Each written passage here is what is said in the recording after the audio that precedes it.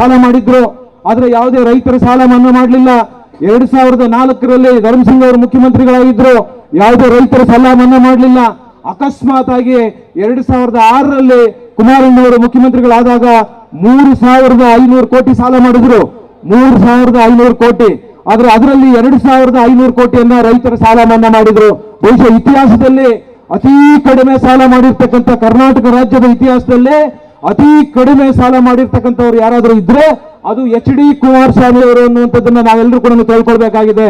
2008ರಲ್ಲಿ ಕುಮಾರಣ್ಣವರು ಅಧಿಕಾರಕ್ಕೆ ಬಂದಿಲ್ಲ ಅಂತ ಹೇಳಿ ಅವತ್ತು ಭಾರತೀಯ ಜನತಾ ಪಕ್ಷದಲ್ಲಿ ಯಡಿಯೂರಪ್ಪನವರು ಬಂದ್ರು, ಮುಖ್ಯಮಂತ್ರಿಗಳಾದ್ರು. 3 ವರ್ಷ 3 ತಿಂಗಳಿದ್ರು, 25,600 ಕೋಟಿಯನ್ನು ಸಾಲ ಮಾಡಿದ್ರು. ಅವರು ಬೇರೆ ಬೇರೆ ಕಾರಣಗಳಿಂದ ಬೇರೆ ಕಡೆ ಅವರು ರಾಜೀನಾಮೆ ಕೊಟ್ಟು ಹೋಗ್ಬೇಕಾಯ್ತು. ಆವತ್ತಿನ ಸಂದರ್ಭದಲ್ಲಿ ಸದಾನಂದ ಗೌಡರು ಬಂದ್ರು. ಸದಾನಂದ ಗೌಡರು 11 ತಿಂಗಳು ಮುಖ್ಯಮಂತ್ರಿ ಆಗಿ ಅಧಿಕಾರ ಮಾಡಿದ್ರು. ಅವರು 11,600 ಕೋಟಿ ಸಾಲ ಮಾಡಿದ್ರು. ಯಾವುದೇ ರೈತರ ಸಾಲ ಮನ್ನಾ ಇಲ್ಲ. ಮತ್ತೆ ಜಗದೀಶ್ ಶೆಟ್ಟರ್ ಬಂದ್ರು, ಅವರು 11 ತಿಂಗಳು ಅಧಿಕಾರವನ್ನು ಮಾಡಿದ್ರು. 13,600 ಕೋಟಿ ಸಾಲ ಮಾಡಿದ್ರು. ಯಾವುದೇ ರೈತರ ಸಾಲ ಮನ್ನಾ ಮಾಡಲಿಲ್ಲ. ಬಹುಶಃ ಅದಾದ ನಂತರ 2013ರಲ್ಲಿ ನಡೆದಂತ ಕರ್ನಾಟಕ ವಿಧಾನಸಭಾ ಚುನಾವಣೆಯಲ್ಲಿ ಇವತ್ತಿನ ಮುಖ್ಯಮಂತ್ರಿಗಳು ಸಿದ್ದರಾಮಯ್ಯನವರು ಬಂದ್ರು.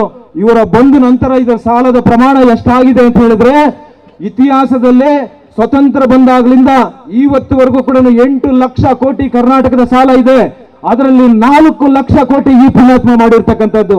ಬಹುಶಃ ಇವತ್ತು ನಡೀತಾ ಇರ್ತಕ್ಕಂಥದ್ದು ಕೂಡ, ಇವತ್ತು ಏನು ಸರ್ಕಾರ ನಡೆಸ್ತಾ ಇದ್ದಾರೆ ಸಾಲದಿಂದ ನಡೀತಾ ಇರ್ತಕ್ಕಂಥದ್ದು ಈ ಸರ್ಕಾರ.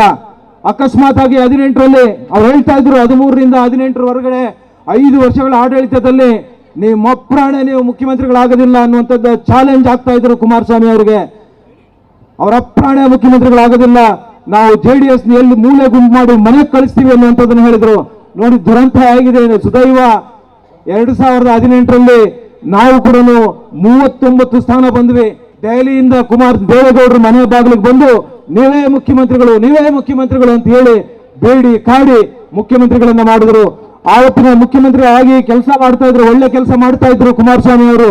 ಆದ್ರೆ ಇವರು ಚಿಕಿತ್ಸೆ ಪಡೆಯೋದಕ್ಕೋಗಿ ಧರ್ಮಸ್ಥಳದಲ್ಲಿ ಚಿಕಿತ್ಸಾ ಕೇಂದ್ರದಲ್ಲಿ ಮಾತನಾಡ್ತಾರೆ, 1 ವರ್ಷ ತಡ್ಕೊಳ್ಳಿ, 1 ವರ್ಷ ಲೋಕಸಭಾ ಚುನಾವಣೆ ಆದ ನಂತರ ನಾವು ಕುಮಾರಸ್ವಾಮಿ ಅವ್ರನ್ನ ಇಳಿಸುವಂತ ಪ್ರಯತ್ನ ಮಾಡ್ತೀನಿ ಅನ್ನುವಂಥದ್ದನ್ನ ಅವ್ರು ಏನ್ ಹೇಳಿದ್ರು ಅದನ್ನೇ ಮಾಡಿದ್ರು. ಬಹುಶಃ ಆವತ್ತಿನ ಸಂದರ್ಭದಲ್ಲಿ ಕೂಡ ಕೇವಲ 14 ತಿಂಗಳು ಅವ್ರಿಗೆ ಅವಕಾಶ ಸಿಕ್ಕಿದ್ದು.